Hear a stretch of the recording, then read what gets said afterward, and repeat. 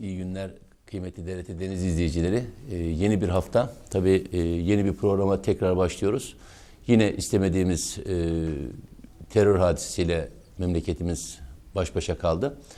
Kayseri'de yaşanan bu terör hadisesinde şehit olan askerlerimize Allah'tan rahmet diliyorum. Ailelerine Rabbim sabırlar versin. Tabii sonuçta ateş hep düştüğü yeri yakıyor. Şu an görev başında olan bütün güvenlik güçlerimize, özellikle asker ve polislerimize inşallah böyle hadiselerle karşılaşmamaları temennisiyle biz bugünkü programımıza da başlıyoruz. Şimdi yine tabii yeni bir hafta ama yoğun kış koşulları da kendini göstermeye başladı. Karlar, işte hepimizin doğalgaz olanlar doğalgaz, kalorifer, soba. Özellikle soba kullanılan, özellikle köylerimizde, kasabalarımızda veya uzak mahallelerimizdeki evlerde kış koşullarında tabii lodos yok ama yine de soba yakarken daha dikkat etmelerini önererek biz bugünkü programımıza başlıyoruz. Şimdi yolda her karşılaştığımız insan bize işte boğazında gıcık olduğunu, öksürük olduğunu, bu gıcık öksürüğü olduğunu bu iklim koşullarına bağlı olarak devamlı anlatıyorlar. İşte gıcık öksürüğüm var, ne yapayım, ne edeyim diye soruyorlar. İşte biz gıcık öksürük deyince kuruk öksürükten kastediyorlar. İşte herhangi bir hastalık kaynaklı olabileceği gibi gıcık şeklinde sanki boğazında bir şey varmış gibi kuru bir öksürük birçok etmen neden olabilir. Yani birden dışarıya soğuğa çıkmanız dahi buna sebep olabilir. Evdesiniz. Odalar arasında soğukluk, ısı farkı var ve dışarı çıktınız. Birden o sıcak ortamdan soğuk ortama çıktığınız zaman kuru öksürük oluşabilir. Bunlar gayet doğal şeylerdir ama birçok hastalığa kadar giden etmen de bulunabilir. Aslında öksürük biz hekimler tarafından kesilmesini pek önermeyiz. Hastalar bize gelirler, öksürük şurubu isterler, öksürük hapı isterler. Biz kendilerine pek yazmaya niyetlenmeyiz. Sebebi de şudur. Yani biz öksürüğün kesilmesini istemeyiz.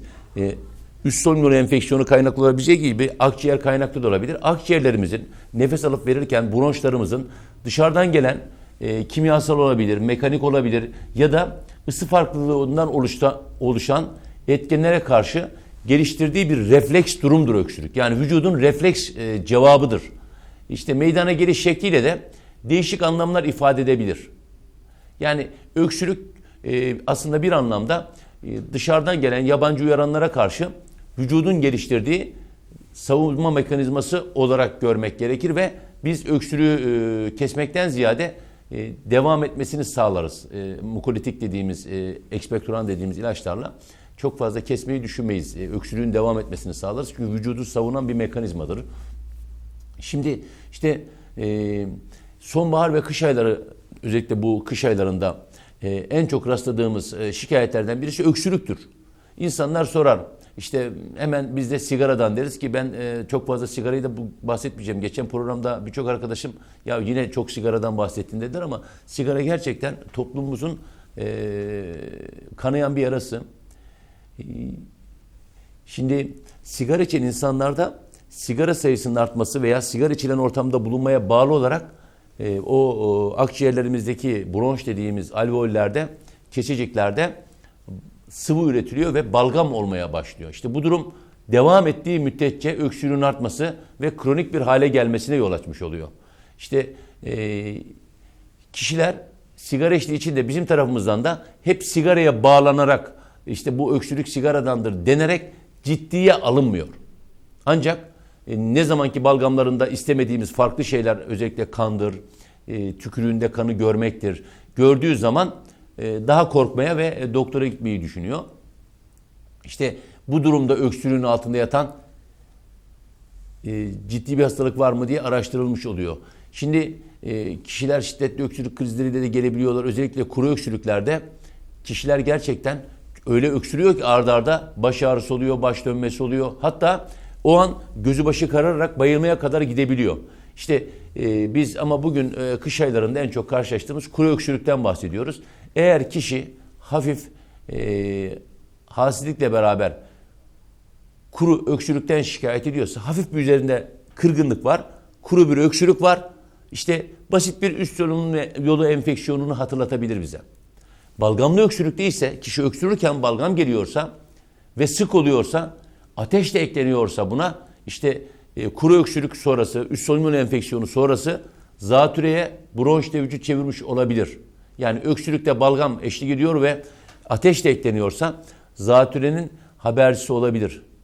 İşte öksürükten sonra dışarıya attığımız sıvıyı, sekresyonun rengi hastalığı değerlendirmede biz hekimlere yardımcı oluyor.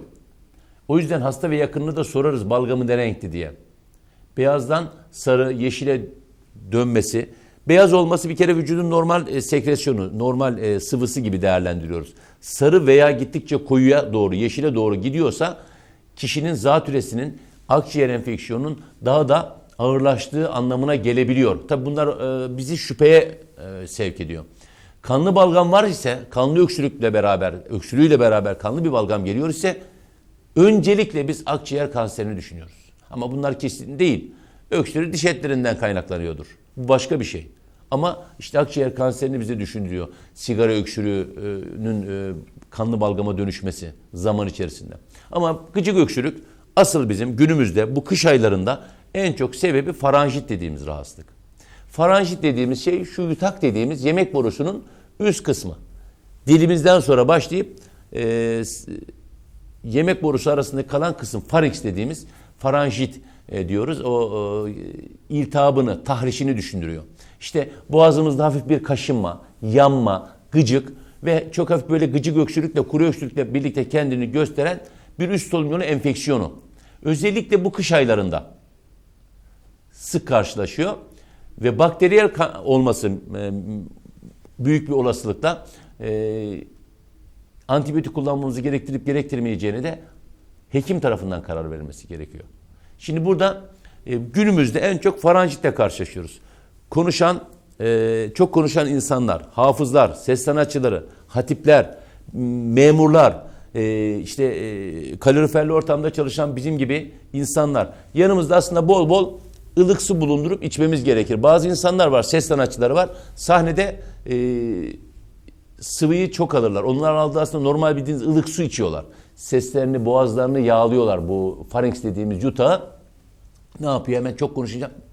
Boğazınızda bir yutkunma hissiyle, takılma hissiyle gıcıklığı hissediyorsunuz ve öksürüyorsunuz kuru bir şekilde. Eskiden öğretmenlerin hastalığı denirdi. Tepeşirden olurdu. Şimdi tabii elektronik tahtalar da çıkınca akıllı tahtalarla birlikte bu da bitti veya özel kalemler kullanıyorlar.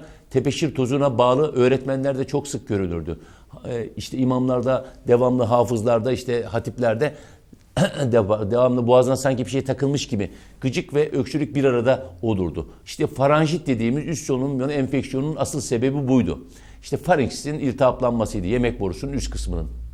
İşte tedavide de genellikle eğer mikrobik bir olay, bakteriyel bir hastalık düşünüyorsak antibiyotik kullanıyoruz.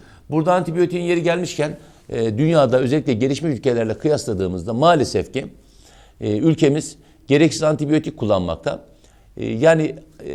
Birçok programda da söylüyorum. Lütfen hastalandığınızda koruyucu sağlık çok önemli. Önce aile hekimine gidiniz. Aile hekimine gittiğinizde eğer aile hekimi size antibiyotik vermiyorsa lütfen komşunuzdan duyduğunuz antibiyotiği kullanmayın. Karaciğerinizi bozuyorsunuz, böbreğinizi bozuyorsunuz, diğer vücut organlarımızı bozuyoruz. Biz hekimler kanalıyla bozuyorsunuz. Bizi antibiyotik yazmaya da zorlamayın. Ben hastaya izah ediyorum. İşte kuru bir öksürüğü var. Bol bol ılık su için diyorum. İstirahat edin. Odanızı nemlendirin. Şikayetiniz geçmezse gelin diyorum. Diyor ki bana siz gene bir antibiyotik yazsanız. Ya zaten biz antibiyotik yazmaya karar versek size yazarız. O yüzden gereksiz antibiyotikler hem ülke ekonomisine ama asıl vücut ekonomimize zarar veriyor. Vücudumuzun doğal ortamını bozuyoruz. Vücudumuzun savunma mekanizmalarını bozuyoruz. O antibiyotiğe karşı da direnç gelişiyor. İleride hastalandığımız zaman vücut o antibiyotiğe fayda vermiyor. Vücut o antibiyotiği yenemiyor. O yüzden çok önemli. Dünyada bugün bilim insanları bir araya gelerek bu antibiyotiklere karşı gelişen direnci tartışıyorlar. O yüzden biz hekimler de her yerde söylüyoruz. Gereksiz antibiyotik kullanmayın. Özellikle kuru, gıcık, öksürükte, faranjitte doktorunuz veriyorsa kullanın, vermiyorsa kullanmayın. İşte öksürük kesici ilaç aslında bu kuru öksürükte kullanılabilir. Boğaz spreyleri ağız spreyleri. Ağız spreylerini kullandığınız zaman da yalnız şunu unutmayın. Tarif ediyoruz ama ağız spreyi vermiş doktor size gıcık öksürük için. Sıktınız 20-25 dakika bir şey yiyip içmemeniz gerekiyor. Yani spreyi sıktınız, gargarayı yaptınız, tükürdünüz. 20-25 dakika öyle durmanız gerekiyor. Su içerseniz, herhangi bir şeye yer içerseniz o spreyin de size bir faydası olmaz. Demek ki kuru gıcık öksürükte antibiyotik kullanıp kullanmayacağımıza doktorumuz karar verecek. Bu mevsimlerde sık görülüyor. Boğaz spreyi verildiyse onu yaptıktan sonra günde 3-4 defa gece yatarken özellikle yapıp tükürdükten sonra 25 dakika bir şey yiyip içmeyeceğiz. Öksürük kesici ilaç gıcık öksürükler için söylüyorum. Doktor uygun görürse balgam söktürücü, ekspektoral ilaç da verilebilir. İlaçların tekrar söylüyorum kesinlikle hekim kontrolünde kullanılması gerekmektedir. İlaçlar hekim kontrolünde kullanılır ve gereksiz ilaç, ağrı kesici, antibiyotik kullanmayınız. Bir de gıcık kuru öksürüğü alerjik reaksiyonlar sebep olabilir. Dışarıdan gelen işte her mevsimde gözlenebilir yalnız bu alerjik öksürükler. Her mevsimde ortaya çıkabilir. Sırf kışa bağlı değil. İşte farklı etmenlere bağlı olarak ortaya çıkıyordur. Kişi bunu zaten kendisi bilir. Kişiden kişiye değişiklik gösterse de gıcık oluşumu ve gıcık şeklinde yaptığı öksürükle onda büyük ihtimalle burunda da aksırık, hapsırık da, hapşırık da gelecektir. Özellikle de toza karşı alerjisi olan ve mevsimsel alerjisi olan kişilerde onlar kendilerini bilirler. Sık sık bu mevsimlerde, bahar aylarında, kış aylarında karşılaştıklarında o alerjen maddelerden mümkün mertebe uzaklaşmayı bilenler hassasiyet gösterir. Der zaten. Benim işte soğuk alerjisi de vardır. Kişi soğuk kış havasında dışarı çıkar ve başta bir 3-5 dakika bronşlarda, boğazlarda gıcıkla beraber bronşlarda da spazm gelişir. Biz hekimler bunlara antihistaminik benzeri ilaçlar kullanıyoruz. Kişiyi tabii öncelikle kendisine alerji yapan, gıcık öksürüğü yapan alerjen maddelerden öncelikle biliyorsa o alerjen maddeden uzak durmasını sağlıyoruz. Kişi bu kalemi aldığında elinde kaşıntı oluyorsa, bu kalemi aldığında öksürük oluyorsa öncelikle bu kalemi almayacak, bu kalemi kullanmayacak. Bu kadar basit. Alerjen maddeden uzak duracağız. Yani en büyük hassasiyeti burada göstereceğiz. İşte öksürüğe karşı bizim yapabileceğimiz şeyler nedir? İşte üst solunum yolu enfeksiyonları çok yaygın. Ne yapabiliriz? İlk yapılması gerekenler aslında üst solunum yolu enfeksiyonlarda, grip, nezle, soğuk algınlığında da söylediğimiz odayı sık sık havalandırmak ama tabii içeriği buz gibi edecek şekilde değil. Odayı havalandırmak ve nemlendirmek. Çocuklarımızın ve yattığımız odalarda çamaşır asılarak kaloriferlerin üzerine, sobaların üzerine buhar nem yaparak odayı nemlendirmemizin mutlaka ki faydası olacaktır. Her programda söylüyoruz. Bol, ılık, sıvı tüketmeliyiz. Ilık olmak şartıyla her türlü bitki çayını içebilirsiniz. Yani demek ki odayı nemlendireceğiz, havalandıracağız. Havalandırdıktan sonra nemlendireceğiz. Bol bol sıvı tüketeceğiz, ılık su tüketeceğiz. Bitki çaylarını içebiliriz. Bitki çaylarının da mutlaka yararı vardır. İşte çevremizde duyuyoruz ya ben kepik kullanıyorum, ben ılık balla süt içiyorum. Bakın bunları yapmanız hiçbir sakınca yok. İyi geliyorsa yapın. Yani ya ben şöyle kekik yaptım, işte limonu karabiberle karıştırdım gibi bir zararı yok zaten. Bitkisel çay içiyorsunuz, zararı yok. Bu tür ılık balla, kekikle değişik karışımlar yapıp içiyorsunuz, hiçbir zararı yok. Vücuda zararı yok. Yani ılık içtikten sonra sıvı ye gibi düşünün. Gerçekten ama bugün kekiğin veya ne bileyim bir takım bitkisel çayların öksürüğü kesmede faydası olduğunu artık kabul ediliyor. Tabii burada önemli olan şey öksürüğe sebep olan asıl bu kış koşullarında dikkat edeceğiz. Giyimimizden, kuşamımızdan, işte bulunduğumuz ortamdan, ortam ısısının ayarlanmasından, kıyafetimize kadar doğru ayarlamayla kendimizi kış koşullarına ayarlayacağız. Dünya kuruldu kurları yaz var, dünya kuruldu kurları kış var. Yok sanki işte yeni bir kış geliyormuş da, yok şöyle kar geliyormuş da. Kışın kar yağar, yağmur yağar. Yani insanların kafa karıştırmanın da bir esprisi yok. Yani bunlar yeni bir şey değil. Biz eskiden okullarımıza Denizli'den gene bu işte TRT ekranlarının bulunduğu mahallede büyürdük. Deniz sitesine biz her gün yürüyerek giderdik. Kışın da giderdik, yağmurda da giderdik, çamurda da giderdik. Hasta olup olmadığımızı hatırlamayız dahi. Şimdi çocuklarımız servislerle gidiyor, servislerle geliyor. Okullar kaloriferli, soba yok. Okullarımız sobalıydı, kalorifer yoktu. Şimdi daha iyi koşullar ama daha çok hastalık. İşte bu basit kurallara uyduğumuz zaman daha az hastalanacağız inşallah.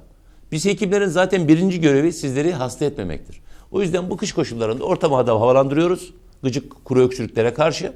Bol ılık su içiyoruz. Gece yatarken nemlendiği zaman ortam daha tükettiğimiz hava bizim boğazımızdaki gıcık öksürüğü azaltıyor. Bitki şeyler içebiliyoruz. Demek ki çok fazla öyle abartacak herhangi bir şey yok. Şimdi gelelim kıymetli TRT Deniz izleyicileri. Özellikle şimdi Ahmet Bey'in ben uzun süredir bir sorusu vardı. Şimdi Deniz'den bizi arayan 27 yaşındaki beyefendi. Ayak bileğim ve eklem yeri uzun bir zamandır şiddetli ağrıyor diyor. Ayakta 5-10 dakika dursam dahi ağrısı artıyor. Hareket edince de ağrısı artıyor, etmeyince de ağrısı artıyor. Neden acaba diye sormuş. Şimdi ayak bileği ağrısı deyince yani bütün vücut organlarımızın ağrısı gibi. İşte ağrı bizi tetik nokta, bizi doktora götür diyor. Veya geçmediği için de biz aynı bir önce öksürük gibi bizi uyarmış oluyor. Ayak bileğindeki ağrı, ayak bileğindeki basit bir ağrı, ayak bileğinin şişmesi aslında hepimizin endişelenmesine gerek olmayan geçici bir durum da olabilir. İşte beyefendi diyor ayakta çok duruyorum diyor. Veya yeni egzersiz denemeye başladınız. Halk oyunları ekibine gittiniz, yeni spor yapmaya başladınız, yeni yürüyüşler yapmaya başladınız ve abartılı yürüyüş yapıyorsunuz. Sert zeminde yürüyorsunuz. Yani egzersiz deneyimine başladınız ama sert zeminde yürüyorsunuz. Mesela koşu bantı. Soruyorsunuz dışarıdaki zemin mi, koşu bantı mı? Koşu bantında yeni kullanmaya başladıysanız başta ayak bilekleriniz de ağrı olabilir. Dizleriniz de ağrı olabilir. Şimdi koşu bantını kullanmazsanız spor yapmayacaksınız.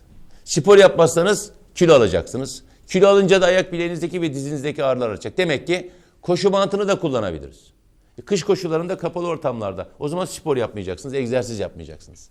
Herkesin kendi yaptığı, toplumda üstlendiği bir rolü var. Doktor, avukat, öğretmen, işçi, televizyoncu, herkesin günlük işini yaptığı zaman dışında arta kalan vaktinde spor yapmaya, egzersiz yapmaya bir fırsat eline geçiyor. Bir de siz çıkıyorsunuz diyorsunuz ki ya işte koşu bantı zararlı. Tamam, herkesin yumuşak zeminde, çim zeminde yürüme imkanı var mı? O zaman biz diyoruz ya, biz hekimlerin de yaptığı hata, bayan geliyor 60-65 yaşında, atıyorum bir ilçemizden geliyor. Yüzün diyoruz. Ya değil, hanımefendinin yüzmeyi bilmiyor. Yüzmeyi bilse havuzu yok. Yani onun gibi biraz da insanların bulunduğu sosyal yapıya göre konuşmamız gerekiyor. Şimdi demek ayak bileğine ağrıyı sersemin yapabilir. Yeni başladıysak, yoğun yapıyorsak sporu yapabilir. Sersemin betonda yürümek, ne bileyim koşu bantında yürümek, Çamlık'a gidersiniz. Çamlık'ta birinci çeşme, ikinci çeşme çıkarken, o taşlar da çıkarken uygun olmayan taşların bulunduğu serseminler ayak bileği ağrısı yapabilir. Ayak bileklerinde şişmeyle beraber gerçekten ağrı görülebilir. Eğer herhangi bir yan etkisi yoksa, herhangi bize sıkıntı, normal hayatımızı yapmamızı engellemiyorsa bu ayak bileğimizdeki ağrı ve şişme birkaç gün boyunca kendiliğinden geçecektir. Çok fazla tereddüt ediyorsanız o bölgeye birazdan da bahsedeceğiz. 20-25 dakikalık bir ayak bileği buzu uygulayabilirsiniz. Torbanın içerisine buz koyup, ıslak nemli bir havlunun içine koyup, çok yaş olmayan havlunun içerisinde buzu ayağınızda gezdirebilirsiniz. Fayda göreceksiniz. Bir de tabii şikayete göre beyefendi 27 yaşındaydı. Aslında yaşlı insanlarda, belli bir yaşın üstündeki insanlarda ayak bileğindeki şişlik ve ağrılarla daha sık karşılaşıyoruz. Genellikle önemli bir sağlık riski teşkil etmiyor. Ancak daha altta yatan ciddi bir takım sağlık sorunlarına neden olabilir. O yüzden önce aile hekiminize gidin. Eğer aile hekiminize gittiniz, şikayetinize cevap alamıyorsanız da ortopedi doktoruna müracaat edebilirsiniz. Yani ayak bileği sakatlıkları daha çok ortopedi doktorunu ilgilendirecektir. Ayak, bacak, ayak bileği şişmesinin birçok altta yatan nedeni vardır. İşte bazı yaşam tarzı değişiklikleri ve ilaçlar da başta çeker. Tabii ki her zamanki gibi aşırı kilolu olmak. Kilo. Uzun süre ayakta durmak. Uzun süre boyunca kısıtlı olmak. Özellikle araba sürerken veya uçak yolculuğu yapıyorsun. Uçuş sırasında ayağınız belli bir pozisyonda. Özellikle kadınların kullandığı östrojen veya testosteron içeren hormonlar. Bizim psikiyatri doktorları olmak üzere tüm hekimlerin yazdığı bir takım antidepresan ilaçlar, tansiyon ilaçları, tam tersi ayaktaki şişmeyi düşürsün diye verdiğimiz tansiyon ilaçları bir kısmı aynı zamanda ayak bileğinde şişme yapıyor. Ayak bilek ağrılarında kullandığımız steroidler, kortizon ve çok leblebi gibi kullandığımız non-steroid antiinflamatuar ilaçlar, ismini şu an zikrettiğim zaman hepinizin çok iyi bildiği, dil, bel, özellikle diz, bel, omuz ağrılarında gittiğimiz, diş ağrıları sıra kadar kullandığımız non-steroid antiinflamatuar ilaçlar. Demek ki aynı zamanda ayak bileklerinde şişme nedeni oluyormuş. İşte bunları bileceğiz. Doktora gidip o yüzden müracaat edeceğiz. Doktorumuz kesip kesmeyeceğine kendisi karar verecektir. İşte başka bir tıbbi durumlar veya vücudumuzdaki değişiklikler de bacaklarımızın, ayaklarımızın ve ayak bileklerimizin şişmesine neden olabiliyor. İşte özellikle kadınların adet dönemleri veya o adet döngülerindeki durumlar, bir takım doğal değişiklikler, hamilelik dönemi ayak bileğini şişebilir.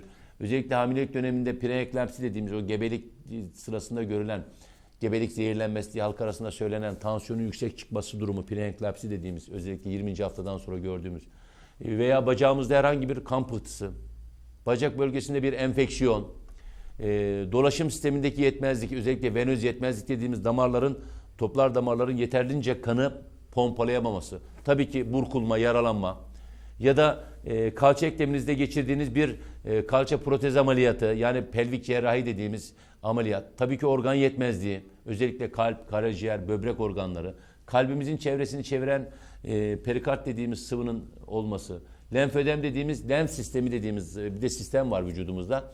Lenf sistemindeki tıkanıklığa bağlı oluşan bir lenfödem dediğimiz tablo. Tabii ki hiç istemediğimiz, yine bu saydığım birçok şey istemiyoruz. Karaciğerin ileri derecede sirozu.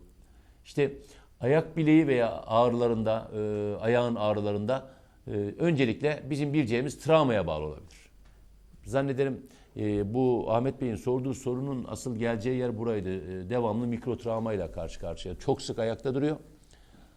Ayak bileği ağrıları asıl travma, çarpma vurmaya bağlıdır.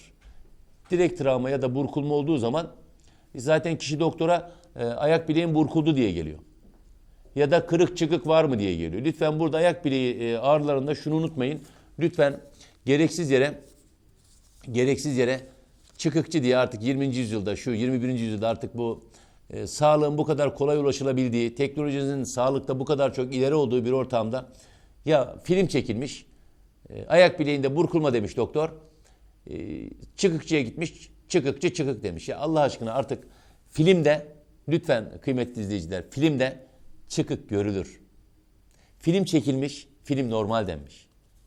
Bakın bu kadar basit. Film normalse normaldir. Yani biz direkt grafilerde şeyi görürüz. Kırığı, çıkığı, çatlağı görürüz. Bazen çatlak, hadi bazı pozisyona bağlı süperpoze olur. Orada filmin durumuna göre değişir. 2-3 gün sonra gittiğiniz ortopedi doktorunda yeni çekilen bir filmde görülebilir. Bakın bu ayrı bir şey. Hani insanlar bunu karıştırmasın. Ama lütfen günümüzde çıkıkçıya gitmeyin. Acile gittiniz. Ayak bileğinizde sakatlık vardı. Burkuldu, çarptı, vurdunuz. Dolaylı veya direkt veya dolaylı olarak ayak bileğiniz burkuldu. Kırık, çıkık, bağ yaralanması veya kıkırdakta bir yaralanmalar oldu. Gözden kaçtı. Direkt grafide zaten siz sadece kırık ve çıkığı görebilirsiniz. Bağ yaralanmalarını ileri tetkiklerde, MR'larda görürsünüz. Kıkırdak doku yaralanmalarını daha çok MR'larda görürsünüz. Şikayetiniz geçmezse zaten ortopedi doktoruna gidersiniz. Bir direkt travma ya da burkulma sonucu hemen ayak bileğinizde başlayan şişme, ağrı durumunda 2-3 gün biz normalde şimdi spor hekimliği de yapıyoruz biliyorsunuz. Biz şimdi ayak bileğinizde burkuldu. Maçta oldu direkt veya dolaylı olarak ayak bileğiniz burkuldu. Şişme ve ağrı durumunda 2-3 gün ayağınızı istirahat alıyorsunuz. Ayağınızı yukarı kaldırıyorsunuz. Eğer 2-3 gün içerisinde geçmiyorsa zaten basmaya başlıyorsunuz. %90-95 iyileşiyor. 200 saat boyunca buz uygulamasıyla 20-25 dakika buz uyguluyorsunuz. 200 saatte bir. Zaten birkaç gün içerisinde geçiyor. Film de çekilmişsiniz. Normalde çıkmış. 3 gün geçti. Hala iyileşmiyorsunuz. 3 gün, 4 gün, 5 gün geçti iyileşmiyorsunuz. Ayağınızdaki şiddetli ağrı artıyor. Filminiz de var. Ortopedi doktoruna gidin. Doktor bey ben 2-3 gün önce acil servise geldim. Ayak bileğim burkulmuştu. Normal dediler ama şikayetim geçmiyor. Burada herhangi bir yanlışlık yok. Acildeki doktorun hatası da yok. O size normal bilgiyi verdi. Kırık ve çıkık olmadığını söyledi.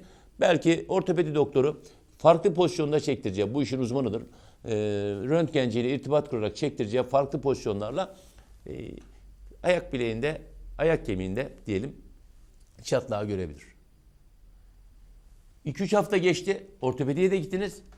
İşte o zaman ortopedi doktoru belki ileri tetkikleri isteyebilir. Yoksa hemen her gelene biz ayak bileği MR'ı çekelim düşünmüyoruz.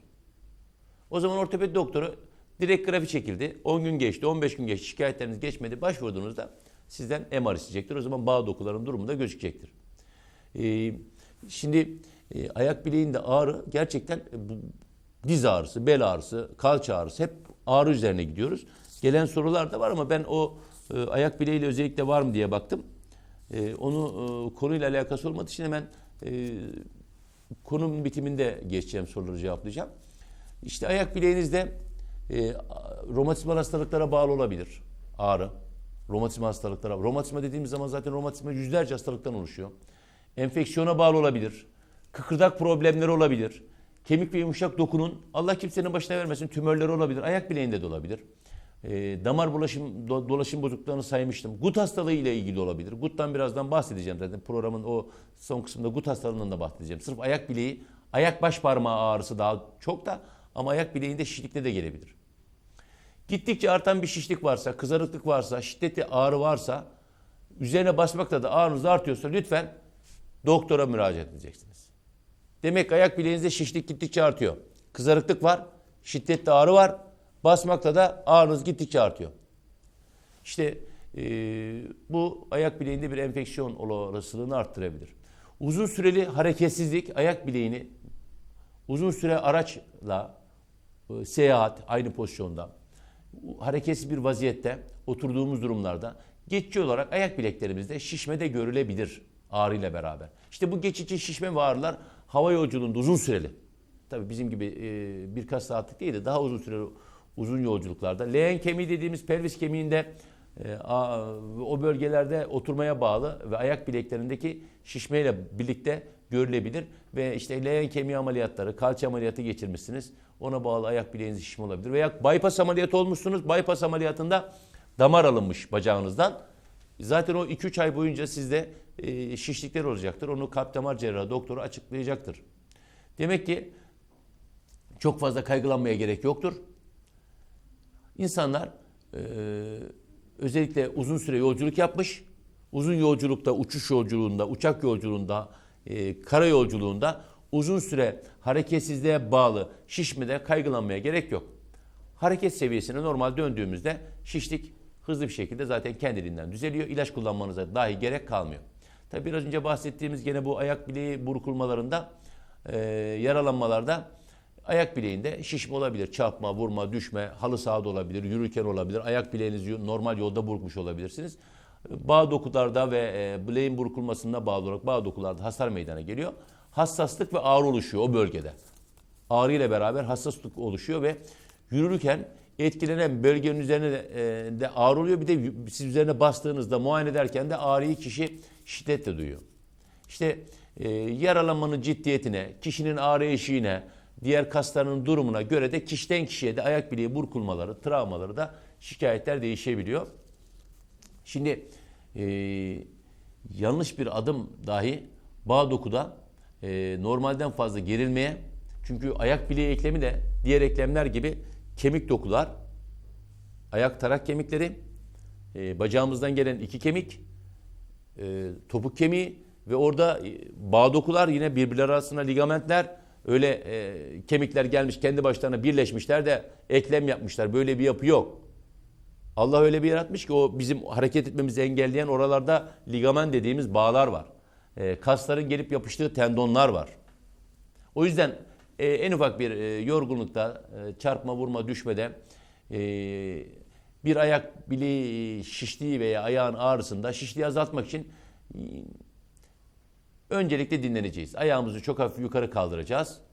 200 saatte bir buz uygulayacağız. Sargı beziyle, eğer şişlik çok fazlaysa soğuk sargı beziyle sarabiliriz ve ayağımızı taburenin veya yastığın altına koyarak yükseltiyoruz. Böylece ayak bileğimizin bu burkulmasına bağlı şikayetlerimiz de azalmış oluyor. Şimdi biraz önce lenfödeme bağlı dedim. Lenfödemden bahsettim. İşte bacaklardaki özellikle ayaklarda ve bileklerde lenfödem dediğimiz rahatsızlıklarda şişmeye sebep olabiliyor. Lenf damarlarının veya lenf düğümlerinin düzgün çalışmaması durumuna biz lenfödem diyoruz. Lenf bezlerinin şişmesine bağlı işte ayaklarında şişmesi. Bakteriyel bir takım enfeksiyonlardan veya lenf düğümlerinin tıkanmasından da kaynaklanabilir. İşte bu durum tedavi edilmemesi maalesef ileride kansere götürebilecek lenfatik sistemin tıkanıklığından tutun da çok daha farklı sorunlara yol açabilir. İşte lenf damar kılcal damarların oluşturduğu geniş bir ağ bu yapılanma. Lenf düğümleri içlerinden geçen lenfi süzüyor, lenf bezini süzüyor. Bakteri ve benzeri istenmeyen maddeleri yakalayarak yok ediyor. Vücudu savunan hücreler. İşte damarlarda ya da lenf düğümlerinde bir sorun olduğunda sıvı hareketi blok oluyor. Sıvı hareket edemiyor. Tedavi edilmediği zaman da maalesef yaraların iyileşmesi gecikiyor. Enfeksiyonlara, şekil bozukluklarına bacaklarda gördüğümüz işte başka rahatsızlıklara yol açmış oluyor. Özellikle lenfödemi bir de kanser hastalarında radyoterapi veya lenf düğümü ameliyatı geçiren insanlarda görebiliyoruz. Özellikle meme kanseri geçirmiş, göğüs alınmış olan insanlarda o kol bölgesinde ödem gelişiyor, lenfödem gelişebiliyor. İşte zaten onların özel egzersizlerle, masajlarla boşaltılması sağlanıyor. Eğer kanser tedavisi geçirdiyseniz ve şişkinliğiniz varsa siz daha çok doktora müracaat edeceksiniz. Enfeksiyon gelişip enfeksiyon ilerlemesi ve şekil bozukluğu ilerleyerek başka rahatsızlıklara yol açabilir. Bir de toplar damarlarda bahsetmiştim. Venöz yetersizlik oluşuyor. Ayak bileği ve ayaklardaki şişme kanın ayak ve bacaklardaki damarlardan yukarıya doğru kalbe yeterince çıkamaması durumu olan venöz yetersizlik. Bizim kalbimiz kanı pompalıyor, tüm vücuda yayılıyor. Aşağıya doğru yer çekimiyle birlikte giden kanımız kılcal damarlardan yukarıya doğru da pompalanıyor. İşte bu venöz toplar damarlardaki yetersizlik durumunda maalesef kanı bacaklarımızdan yukarıya doğru gönderemiyoruz. Normalde damarlar yukarı akan kanı tek yönlü kapakçıklarla tutuyor. Yani toplar damarlarda bizim damarlarımızda kanı aşağıdan yukarıya itiyor.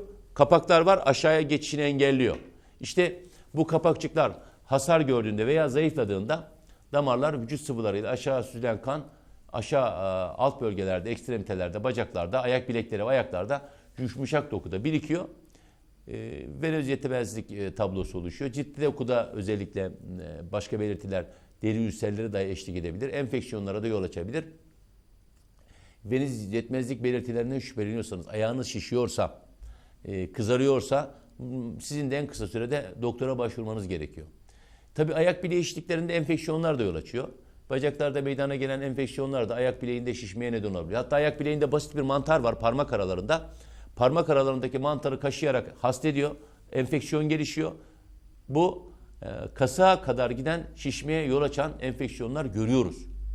Tabii diyabet hastaları, şeker hastaları çok önemli. Bunlar da daha sık görülüyor.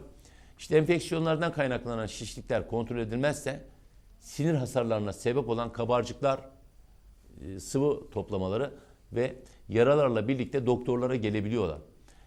İşte bu ayak bileğindeki şişkinlik enfeksiyonun belirtisi olabilir. Diyabetik nöropati dediğimiz ilerleyen o diyabetik ayaklarda sinirlerin hasar görmesiyle oluşan ayak enfeksiyonunu kapma riski çok yüksektir. Diyabet hastasıysanız, şeker hastasıysanız ayaklarınıza daha iyi bakmak zorundasınız. Yani daha iyi bakarak yaşam koşullarınızı ona göre ayarlamanız gerekiyor. Acı hissiniz, sinir doku hasar gördüğü zaman da acı hissiniz köreliyor. Ayak problemleriniz, yaralarınız daha da ilerliyor. Çünkü acı duymadığınız için. O yüzden ayağınızın şiştiğini fark ediyorsanız, şeker hastasıysanız, ayağınızın şiştiğini fark ediyorsanız ya da iltihaplı kızarıklık orada ateş sıvı artımıyla beraber iltihaplı gibi bir görünüm varsa hiç aksatmadan önce hemen aile hekiminize, eğer hala devam ediyorsa kalp damar cerrahisi, ortopedi doktoru, fizik tedavi doktoru aksatmamanız gerekiyor. Hemen gitmeniz gerekiyor. Bir de ayak bileği şişliklerine hemen programımızın başında da söyledim. Östrojen, testosteron ihtiva eden, progesteron ihtiva eden hormonlar, işte kalsiyum kanal blokörü, tansiyon hapları, steroidler, idrar söktürücü ilaçlar, şeker hastalığı ilaçları, kortizonlar, başka bölümlerde vücudumuzun da şişmeye neden olabiliyorlar.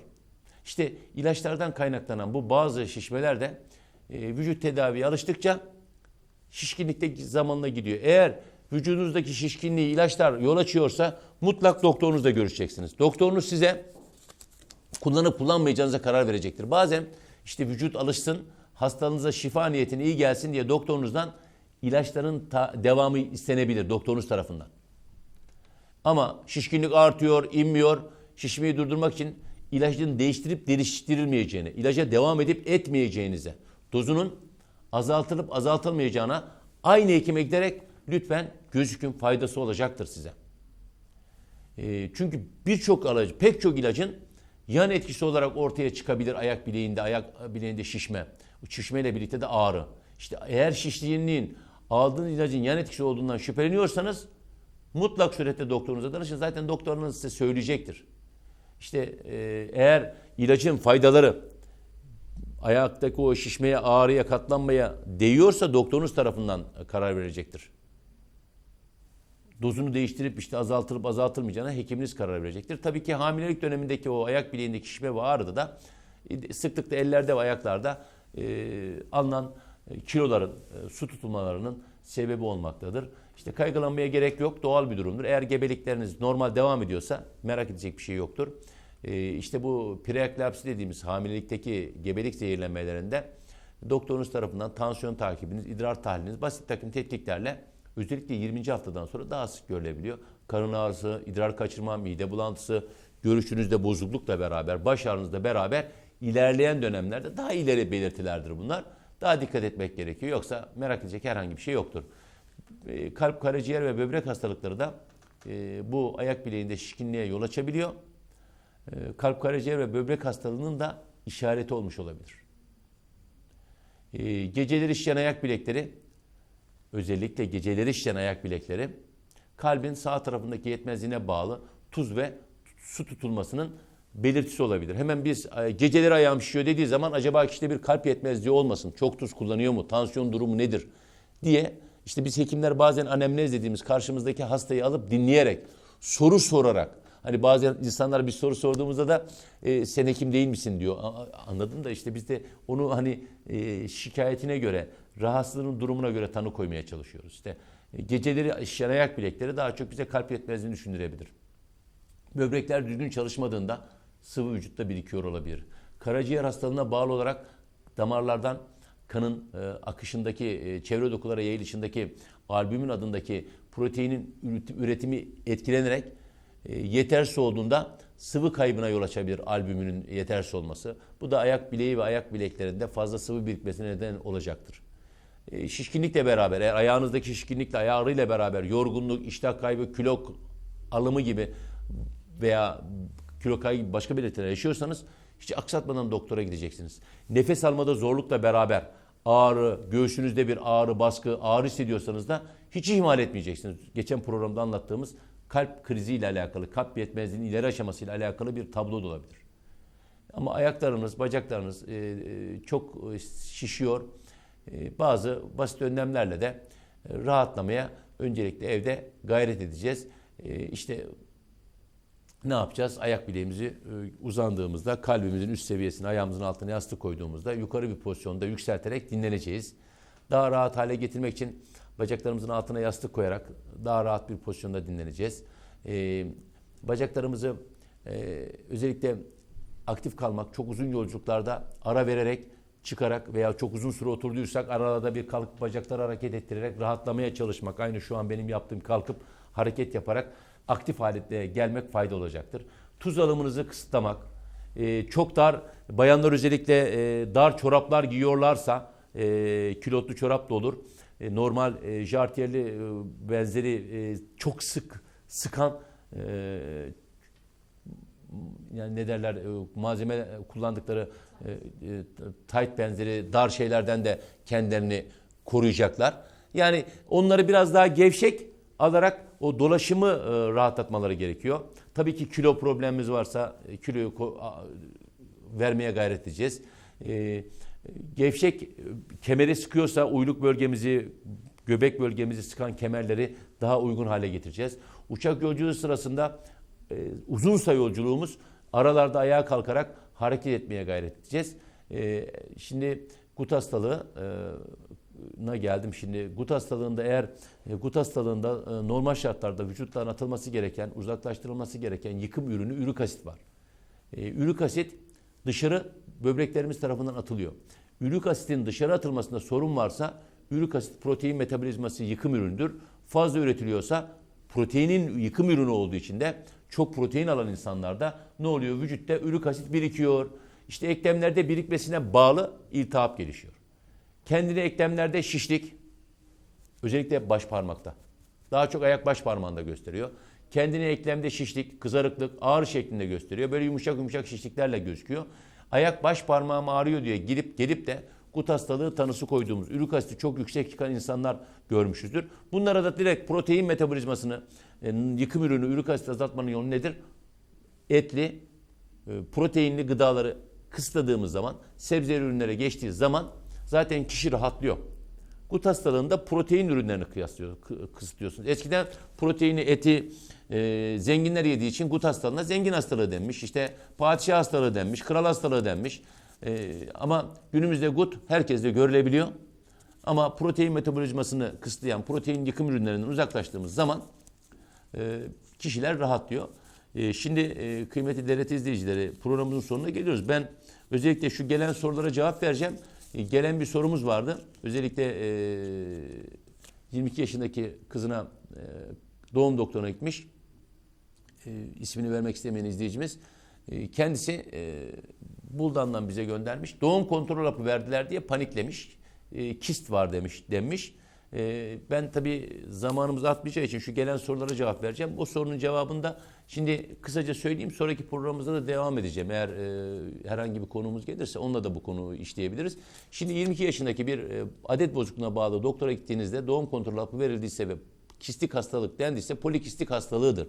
Polikistik hastalığı kadınlarda yumurtalıklarda östrojen progesteron dengesini sağlayan düşüreme hücresi yumurtalıklarla alakalı bir durum. Erkeklerde testis, kadınlarda yumurtalık birbirlerinin eşdeğer organlarıdır, hormon organlarıdır. Bunlarda çok sayıda kist oluşumuna yol açıyor ve bunlarda doğum kontrol hapı tedavide kullanılıyor. Bazen adet sancısında kullanıldığı gibi. O yüzden paniklemeye, tedirginliğe gerek yok. Kadın doğum doktorunun verdiği doğum kontrol hapını 3 ay, 6 ay kullanması bu hastalarda iyileşmeye yol açıyor. Şimdi Buldan'dan yine bizi izleyen Ayşe Hanım, kalçam ve diz kapağımın arasında özellikle bir kaşıntı var, şişme var, bir de ağrı var. Acaba ne yapmalıyım dedim. Şimdi öncelikle Ayşe Hanım şunu söyleyeyim. Kalçamla diz kapağım arasında bir kaşıntı dediğiniz mantar enfeksiyonu olabilir. Bakın mantar enfeksiyonu olabilir. Hemen pat diye atlıyoruz. Eğer kiloluysanız 45 yaşındaymışsınız. Kiloluysanız kiloya bağlı ayak bileklerinin birbirine sürtünmesine bağlı pişik olabilir. Mantar enfeksiyonunun üzerine gelişmiş olabilir. Terlemeye bağlı olmuş olabilir. O yüzden öncelikle bir aile hekimine gidin. Size vereceği kremler olacaktır. Kullanırsınız. Eğer vereceği kremlerle, ilaçlarla bu kaşıntı geçmiyorsa zaten vereceği ilaç mantar ilacı veya mutlaka başka losyon şeklinde ilaçlar olacaktır. Geçmezse cildiye doktoruna gözükürsünüz. Bence sizinki mantar enfeksiyonudur. Şimdi yine Deniz'den bize sorusunu soran Ümmühan Hanım da dilimde ve çenemde karıncalanma var. Doktora gittim, ilaç verdi, bir faydası yok, ne yapmalıyım? Bence yine dilimde ve çenemde karıncalanma var. Önce şeker hastalığı noktasında bir dahiliye doktoruna gidin. Eğer dahiliye doktoru size bu yaptığı tahliller sonucunda herhangi bir hastalık bulmuyorsa nöroloji doktoruna gidin. Nöroloji doktoru bu hastalığa yönelik bu arada nöroloji doktoruna giderken de kullandığı ilaçları gösterin. Ben bu ilaçları kullandım ama yarar görmedim deyin ki size daha faydalı olabilsin. Yani birçok şey olabilir ama öncelikle dahiliye ve nöroloji doktoruna giderek çözüm bulabilirsiniz. Şimdi 55 yaşında yine Deniz'den bizi izleyen Yadigar Hanım demiş ki 3 gündür yattığımda nefes almakta zorlanıyorum. Bunun nedeni nedir? Şimdi biraz önce gece gelen ayaklarda şişme dedim ya. Ne yaptım? Kalp yetmezliği olabilir diye düşünürüz demiştim ya. Şimdi ben de sizde aynı şeyi düşünüyorum. 3 gündür yattığınızda nefes alamıyorsanız, eğer astım hastalığınız yoksa, nefes darlığı hastalığınız yoksa mutlaka kalp yetmezliği yönünden bir göğüs doktoruna veya dahiliye doktoruna müracaat edin. Faydasını göreceksiniz. Şimdi kıymetli devlet izleyicileri, bize ayrılan sürenin sonuna geldik. Gelen sorular da çok. Ben bu soruları da Bir sonraki programda kaldığım yerde devam edeceğim inşallah ve polikistik över sendromu dediğim o hanımefendinin sorduğu soruya da cevap vermeye gayret edeceğim. Bugün de bize ayrılan sürenin sonuna geldik. Bir sonraki programda görüşmek dileğiyle. Hoşça kalın.